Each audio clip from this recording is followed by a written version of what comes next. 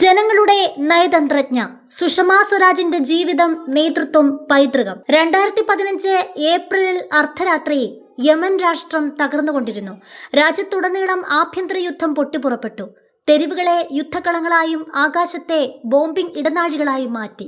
വ്യോമതാവളങ്ങൾ അടച്ചുപൂട്ടി നാവിക തുറമുഖങ്ങൾ ഉപരോധിക്കപ്പെട്ടപ്പോൾ ആയിരക്കണക്കിന് വിദേശ തൊഴിലാളികളും 4000-ലധികം ഇന്ത്യൻ പൗരന്മാരും അതിവേഗം തകർന്നുകൊണ്ടിരിക്കുന്ന ഒരു യുദ്ധമേഖലയിൽ കുടുങ്ങിപ്പോയി. ആയിരക്കണക്കിന് മൈലുകൾ അകലെ ന്യൂഡൽഹിയിൽ വിദേശകാര്യ മന്ത്രാലയത്തിനുള്ളിൽ രാത്രി വൈകിയും ലൈറ്റുകൾ കത്തിയിരുന്നു. ഇന്ത്യയുടെ വിദേശകാര്യമന്ത്രി സുഷമാ സ്വരാജ് തന്റെ മേശയിലിരുന്ന് തത്സമയ സോഷ്യൽ മീഡിയ ഫീഡുകൾ നേരിട്ട് നിരീക്ഷിച്ചു. ഔപചാരിക അന്താരാഷ്ട്ര നയതന്ത്ര പ്രോട്ടോകോളുകൾ പലപ്പോഴും മന്ദഗതിയിലായിരുന്നപ്പോൾ സുഷമ തന്റെ സ്വകാര്യ ട്വിറ്റർ അക്കൗണ്ടിനെ നേരിട്ടുള്ള അടിയന്തര ഡിസ്പാച്ച് ഹെൽപ്പ് ലൈനാക്കി മാറ്റി. ഏദനിലെയും സനയിലെയും ബേസ്മെന്റ് ഷെൽട്ടറുകളിൽ നിന്ന് കുടുങ്ങിക്കിടക്കുന്ന തൊഴിലാളികൾ ഭ്രാന്തമായ ദുരിത സന്ദേശങ്ങൾ അയച്ചപ്പോൾ സുഷമാ സ്വരാജ് നേരിട്ട് പ്രതികരിച്ചു. നയതന്ത്രജ്ഞരെയും നാവിക കമാൻഡർമാരെയും എംബസി ജീവനക്കാരെയും തത്സമയം ടാഗ് ചെയ്തു. അവരുടെ നേരിട്ടുള്ള മേൽനോട്ടത്തിൽ ഇന്ത്യ ഓപ്പറേഷൻ റാഹത്ത് ആരംഭിച്ചു. ഇന്ത്യൻ നാവികസേനയുടെ യുദ്ധക്കപ്പലുകളും വാണിജ്യ വിമാനങ്ങളും നേരിട്ട് സജീവമായ യുദ്ധമേഖലകളിലേക്ക് വിന്യസിച്ചു. നിരവധി ദിവസങ്ങൾക്കുള്ളിൽ ഇന്ത്യൻ സൈന്യം 4600 ഇന്ത്യൻ പൗരന്മാരെ മാത്രമല്ല, United States, United kingdom, France, Pakistan എന്നിവിടങ്ങളിൽ നിന്നുള്ള പൗരന്മാർ ഉൾപ്പെടെ 41 രാജ്യങ്ങളിൽ നിന്നുള്ള 1300-ലധികം വിദേശ പൗരന്മാരെയും ഒഴിപ്പിച്ചു. ഒരു വിദേശകാര്യമന്ത്രിക്ക് എങ്ങനെയാണ് സങ്കീർണമായ സൈനിക മാനുഷിക പ്രവർത്തനങ്ങൾ തന്റെ കീബോർഡിൽ നിന്ന് നേരിട്ട് നടത്താൻ കഴിഞ്ഞതെന്ന് പിന്നീട് റിപ്പോർട്ടർമാർ ചോദിച്ചപ്പോൾ സുഷമ അവരുടെ കാലാവധി നിർവചിക്കുന്ന ഒരു ഉദ്ധരണി നൽകി. നിങ്ങൾ ചൊവ്വയിൽ കുടുങ്ങിയാലും നിങ്ങളെ സഹായിക്കാൻ ഇന്ത്യൻ എംബസി ഉണ്ടാകും. സുഷമാ സ്വരാജിന്റെ ഭരണപരമായ കഴിവും പ്രസംഗ വൈഭവവും മനസ്സിലാക്കാൻ ഹരിയാനയിലെ അവരുടെ വളർച്ച പരിശോധിക്കണം. 1952 ഫെബ്രുവരി 14 അംബാല കന്റോൺമെന്റിൽ ജനിച്ച സുഷമ ശർമ്മ പൊതുസേവനത്തിലും പരമ്പരാഗത മൂല്യങ്ങളിലും ആഴത്തിലേർപ്പെട്ടിരിക്കുന്ന ഒരു കുടുംബത്തിലാണ് വളർന്നത്. അവരുടെ പിതാവ് ഹർദേവ് ശർമ്മ രാഷ്ട്രീയ സ്വയം സേവക സംഘത്തിന്റെ സജീവ അംഗമായിരുന്നു. കുട്ടിക്കാലം മുതൽ തന്നെ ദേശീയ കാര്യങ്ങളിൽ അവർക്ക് അതീവ താല്പര്യം വളർന്നു. സ്കൂൾ കാലം മുതൽ തന്നെ സുഷമ അസാധാരണമായ ഒരു പ്രസംഗ വൈഭവം പ്രകടിപ്പിച്ചിരുന്നു. വ്യക്തമായ ശബ്ദം, സമ്പന്നമായ പദാവലി, ബുദ്ധിശക്തി എന്നിവയാൽ അനുഗ്രഹീതയായ അവർ വടക്കേ ഇന്ത്യയിലുടനീളം പ്രഖ്യാപന മത്സരങ്ങളിൽ ആധിപത്യം സ്ഥാപിച്ചു. തുടർച്ചയായി 3 വർഷം ഹരിയാന സംസ്ഥാനതല മത്സരങ്ങളിൽ മികച്ച ഹിന്ദി സ്പീക്കർക്കുള്ള അവാർഡ് നേടി. അംബാലയിലെ സനാതൻ ധർമ്മ കോളേജിൽ നിന്ന് രാഷ്ട്രമീമാംസയും സംസ്കൃതവും പഠിച്ച അവർ ചണ്ഡീഗഡിലെ പഞ്ചാബ് സർവകലാശാലയിൽ നിന്ന് നിയമബിരുദവും നേടി. 1973 ആയപ്പോഴേക്കും അവർ സുപ്രീം കോടതിയിൽ അഭിഭാഷകയായി ചേർന്നു. ആധുനിക ഇന്ത്യൻ ചരിത്രത്തിലെ ഏറ്റവും പ്രക്ഷുബ്ധമായ ഒരു കാലഘട്ടത്തിലായിരുന്നു പൊതുജീവിതത്തിലേക്കുള്ള അവരുടെ പ്രവേശനം. 1975 അടിയന്തരാവസ്ഥയിലേക്ക് നയിച്ച രാഷ്ട്രീയ അനിശ്ചിതത്വത്തിൽ സോഷ്യലിസ്റ്റ് നേതാവ് ജോർജ് ഫെർണാണ്ടസിന്റെ നിയമപ്രതിരോധ സംഘത്തിൽ സുഷമാ സ്വരാജ് ചേർന്നു. കോടതി മുറിയിലെ ഈ തീവ്രമായ പോരാട്ടങ്ങൾക്കിടയിലാണ് നിയമത്തിലും രാഷ്ട്രീയത്തിലുമുള്ള തന്റെ അഭിനിവേശം പങ്കുവച്ച സുപ്രീം കോടതി അഭിഭാഷകനായ സ്വരാജ് കൗശലിനൊപ്പം അവർ പ്രവർത്തിച്ചത്. 1975 ഇരുവരും വിവാഹിതരായി. പരമ്പരാഗത നാമകരണ മാനദണ്ഡങ്ങൾ ലംഘിച്ച് ഭർത്താവിന്റെ ആദ്യ നാമം സ്വന്തം പേരിനൊപ്പം സംയോജിപ്പിച്ച് സുഷമാ സ്വരാജ് എന്നാക്കി. 1977 അടിയന്തരാവസ്ഥ അവസാനിച്ചതിനെ തുടർന്ന് സുഷമാ സ്വരാജ് ജനതാ പാർട്ടി ടിക്കറ്റിൽ അംബാല കന്റോൺമെന്റിൽ നിന്ന് ഹരിയാന നിയമസഭാ തെരഞ്ഞെടുപ്പിൽ മത്സരിച്ചു. തെരഞ്ഞെടുപ്പിൽ അവർ എളുപ്പത്തിൽ വിജയിക്കുകയും മുഖ്യമന്ത്രി ദേവിലാലിന്റെ നേതൃത്വത്തിലുള്ള സർക്കാരിൽ ക്യാബിനറ്റ് മന്ത്രിയായി സത്യപ്രതിജ്ഞ ചെയ്യുകയും ചെയ്തു. വെറും 25 വയസ്സുള്ളപ്പോൾ ഇന്ത്യൻ സംസ്ഥാന രാഷ്ട്രീയത്തിന്റെ ചരിത്രത്തിലെ ഏറ്റവും പ്രായം കുറഞ്ഞ ക്യാബിനറ്റ് മന്ത്രിയായി അവർ മാറി. തൊഴിൽ വകുപ്പിന്റെ ചുമതല ഏറ്റെടുത്തു. അടുത്ത 2 ദശകങ്ങളിൽ ഭാരതീയ ജനതാ പാർട്ടിയുടെ ഏറ്റവും ശക്തരായ രാഷ്ട്രീയ തന്ത്രജ്ഞരിൽ ഒരാളായും പ്രഭാഷകരിൽ ഒരാളായും സ്വരാജ് പ്രശസ്തി നേടി. അവരുടെ രാഷ്ട്രീയ യാത്രയിൽ നിരവധി ചരിത്രപരമായ രാഷ്ട്രീയ നേട്ടങ്ങൾ ഉണ്ടായിരുന്നു. 1990 രാജ്യസഭയിലേക്ക് തെരഞ്ഞെടുക്കപ്പെട്ടു. ദേശീയ നിയമനിർമ്മാണ വേദിയിലേക്ക് കടന്നു.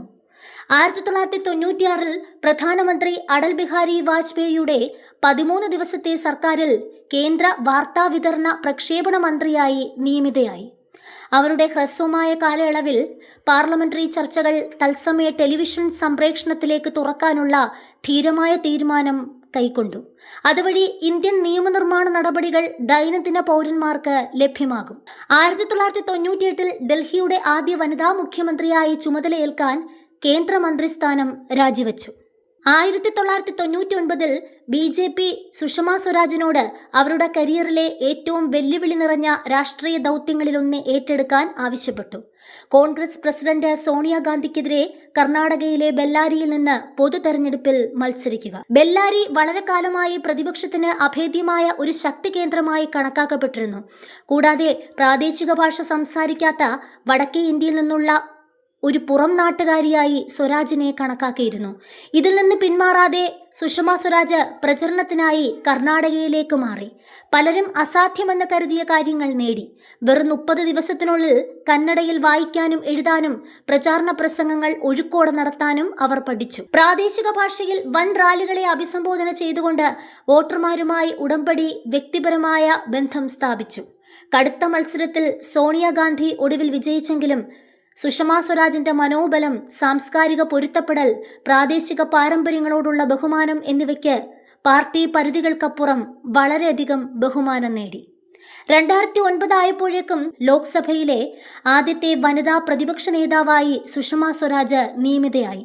ശക്തമായ ഒരു ഭരണസഖ്യത്തെ നേരിട്ട അവരുടെ പാർലമെന്ററി പ്രകടനങ്ങൾ രാഷ്ട്രീയ വ്യവഹാരങ്ങളിൽ മാസ്റ്റർ ക്ലാസുകളായിരുന്നു. രാഷ്ട്രീയ എതിരാളികളുമായി വ്യക്തിപരമായ ഊഷ്മളത നിലനിർത്തിക്കൊണ്ട്, ജനാധിപത്യ സംഭാഷണങ്ങളെ പരിഷ്കൃതവും സൃഷ്ടിപരവുമായി നിലനിർത്തിക്കൊണ്ട് സർക്കാർ നയങ്ങളെ അവർ നിശിതമായി തന്നെ വിമർശിച്ചു. 2014 മെയ് മാസത്തിൽ പ്രധാനമന്ത്രി നരേന്ദ്രമോദി അധികാരമേറ്റപ്പോൾ അദ്ദേഹം സുഷമ സ്വരാജിനെ ഇന്ത്യയുടെ വിദേശകാര്യമന്ത്രിയായി നിയമിച്ചു.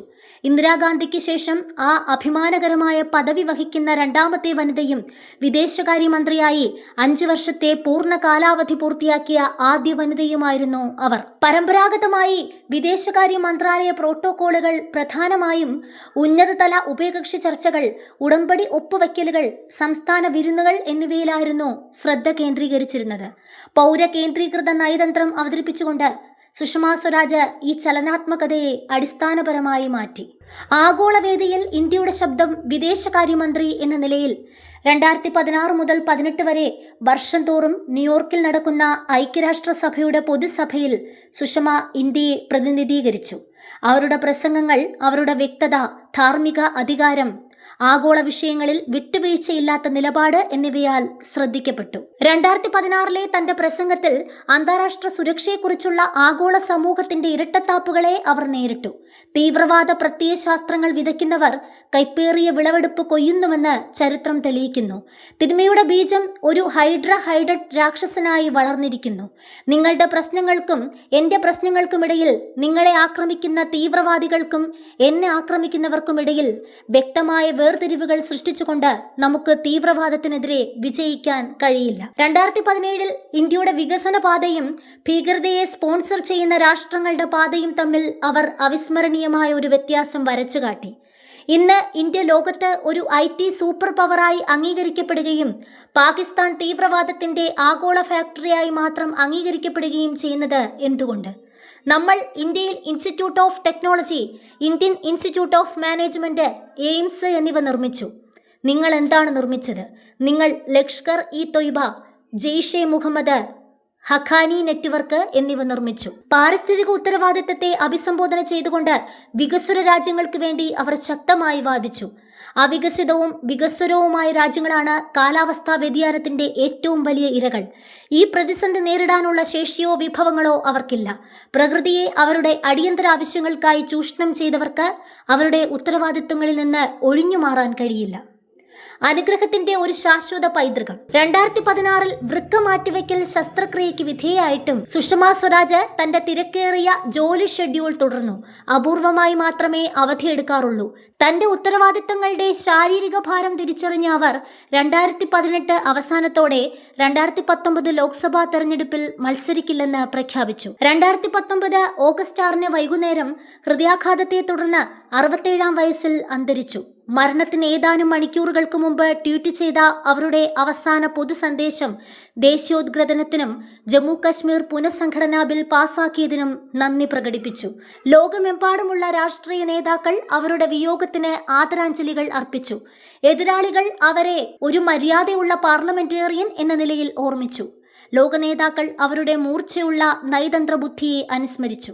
ദശലക്ഷക്കണക്കിന് സാധാരണ പൗരന്മാർ അവരുടെ ഇരുണ്ട സമയങ്ങളിൽ സഹായത്തിനായുള്ള വ്യക്തിപരമായ കോളുകൾക്ക് ഉത്തരം നൽകിയ സ്ത്രീയെ വിലപിച്ചു. 2020 സുഷമാ സ്വരാജിന് മരണാനന്തരം ഇന്ത്യയിലെ രണ്ടാമത്തെ പരമോന്നത സിവിലിയൻ ബഹുമതിയായ പത്മവിഭൂഷൺ നൽകി ആദരിച്ചു. തടസ്സങ്ങൾ ഭേദിച്ച് പൊതുജനങ്ങളെ സേവിക്കുന്നതിനായി ജീവിതകാലം മുഴുവൻ ചെലവഴിച്ചതിനെ അനുസ്മരിച്ചുകൊണ്ടാണ് ഇത്.